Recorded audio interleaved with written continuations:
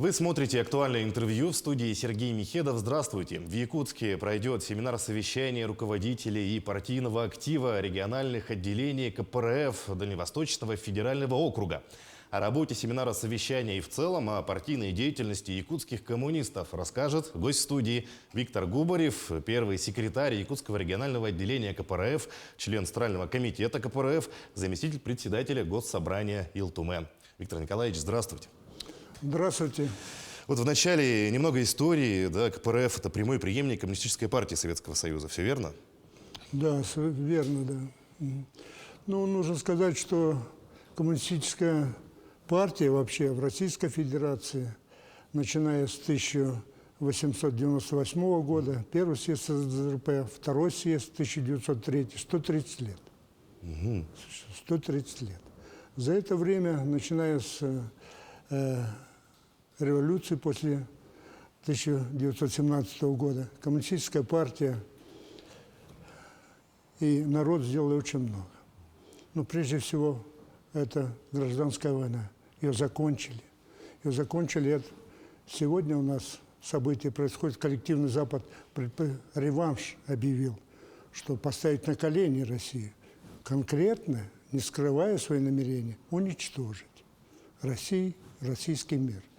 Это в гражданской войне было, в 20-е годы. Что после 17-го года первое. Им это не удалось, потому что партия вместе со своим народом создала мощную армию, мощный флот. Идеологию уже люди понимали, защищают себя, свое первое в мире государство. Победили фашизм.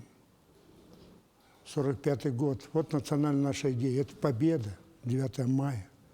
Это 10 лет прошла Россия, Советский Союз, прошел путь, создав мощное индустриальное государство с величайшими социальными гарантиями.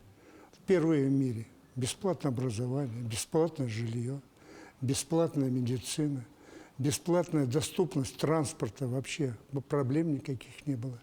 Высокие, значит, возможности каждого участвовать в управлении государством.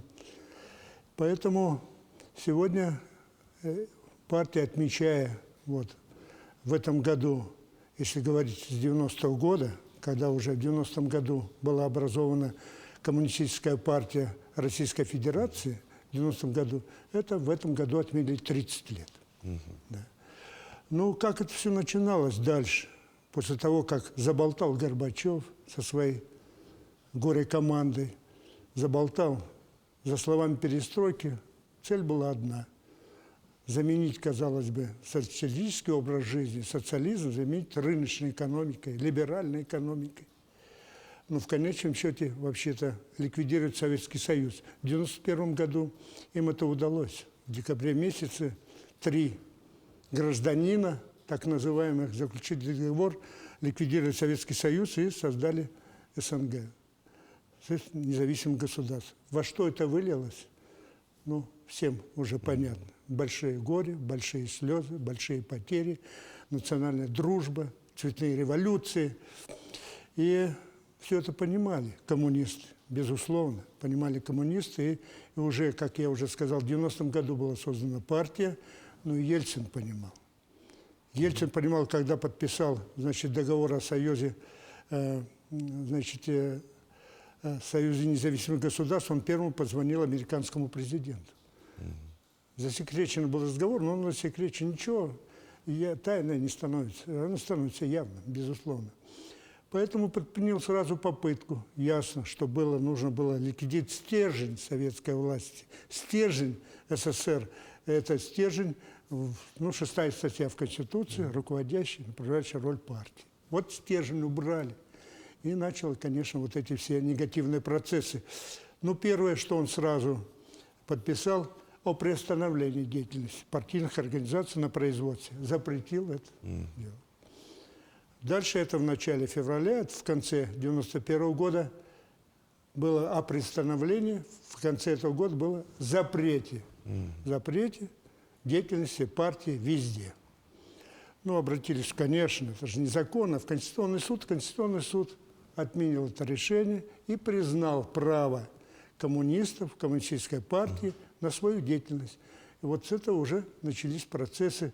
Уже понятно, что Коммунистическая партия появила юридическое, значит, основание действовать и открыто работать. Вот как раз, Виктор Поэтому, Николаевич, вот да. расскажите, когда было образовано как раз Якутское региональное отделение Вот КПРФ, Якутское региональное, да. кто стоял у его истоков? Мы говорили о том, что Ельцин подписал, в 90-м году, в 91-м году он приостановил деятельность КПРФ.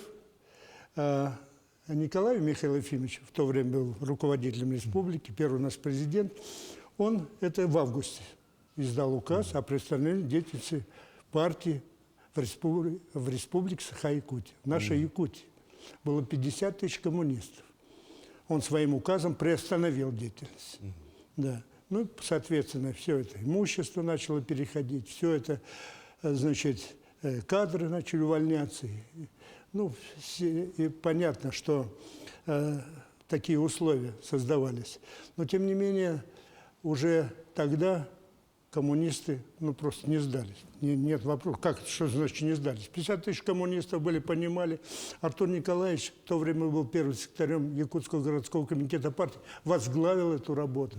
Я бы хотел назвать тех коммунистов, просто фамилии не спеша, назвать те, которые стояли у истоков создания Коммунистической партии регионального, Якутского регионального отделения коммунистов здесь в республике. Это прежде всего нужно назвать Алексеев Артур Николаевич, Геннадий Михеев, Александр Гаврилев, Вячеслав Филатов, Александр Овчинников, Юрий Шафер, Борис Овтленников, Петр Докторов, Анатолий Каркишко, Галина Кривошапка. Десятки имен.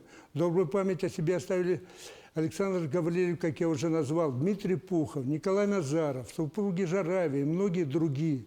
В районах республики мужественно работали Сергей Киров, Роза Солнышкина, Сергей Степанов, Вениамин Никитин, Августа Марфусалова, Семен Черепанов, Роза Иванова, Семен Никитин и многие-многие другие. Вот это те, кто ни на секунду не сомневался в своей правоте. И сегодня действительно за эти 30 лет на прошедших в прошлом году выборах в Государственную Думу партия одержала победу и в партийных списках, и по одномандатному округу. Единая Россия осталась на втором месте и потеряла очень много. 119 тысяч проголосовали за программу коммунистов республики. Вот как раз таки, каковы основные задачи у регионального отделения КПРФ? Основные задачи понятны. Они у нас и в уставе есть, устав Компартии действует у нас. Она в программе есть. Это у нас 20 неотложных дел для преображения России. Здесь конкретно тоже. Но самые основные. Уже всем понятно. И президент Российской Федерации сегодня говорит, капитализм изжил себя. Но коммунисты это говорили с начала 90-х годов. Будущее России – это социализм. Мы отмечали в прошлом году до столетия Якутской автономной Советской Социалистической Республики. Мы отмечали столетие СССР. Мы говорили, так или иначе, нравится кому-то или не нравится, подводили итоги и отметили, что лучший период жизни был период советской власти. А советской власти мирных лет-то почти не было. Из них 10-15 лет только мирно, а остальное все война или восстановление разрухи. Как можно, значит, не говорить о том, что после Великой Победы, когда такие разрушения, 27 миллионов жертв, десятки миллионов разрушенных, значит, квартир, это десятки, сотни тысяч городов, сел. И через 17 лет первый гражданин Советского Союза Юрий Гагарин полетел в космос. Через 17 лет. Казалось бы, у американцев все было. За всю историю у них ни один иностранный солдат не был на своей территории. У них никогда не было территориальной своей войны. И они проиграли. Проиграли в этом. Следующее, после бомбы, они же открыто говорили, что это будет на Советский Союз. Третья бомба. Создали атомное оружие, атомный щит. Это же... И поэтому и прежде всего восстановить систему, советскую систему образования. Но американцы, коллективный Запад и те, кто разрушал нашу страну, 3 задачи ставили.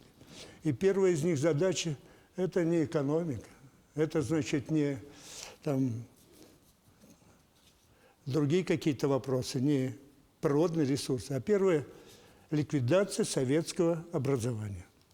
И ввели, безусловно, значит, Болонскую систему, различные, добились того, что закон был, это обязанность государства, а сегодня это услуга государства. И образование обязательно 9 классов, а не 11. Но это просто разрушили. А Великую Отечественную войну, когда читаешь мемуары фашистских генералов, то обращаешь внимание, что что войну выиграл и учитель в том числе. И заговорили сегодня о патриотическом воспитании. Это первое. Развалить политическую, значит, развалить систему образования. Второе – это развалить, это ликвидировать государственную торговлю. Отпустить цены. И что произошло? Произошло, ну, то, что произошло. Некачественные продукты заполнили, значит, товары сегодня вынуждены принимать, и мы в Госсобрании приняли уже закон за качеством продовольствия. И только третье – это национализация, это народные ресурсы, это приватизация. Ну, вот это задача. Поэтому сегодня это все нужно. Социалистический способ производства. Нужно вернуть социальные гарантии. Ну, как мы можем говорить, одна из республик, последняя кладовая республики, 160 тысяч у нас бедных. 160 тысяч живущих ниже прожиточного минимума. Минимальная оплата труда 40 тысяч, а прожиточный минимум 27 тысяч. Это 160 тысяч живут ниже 26 тысяч.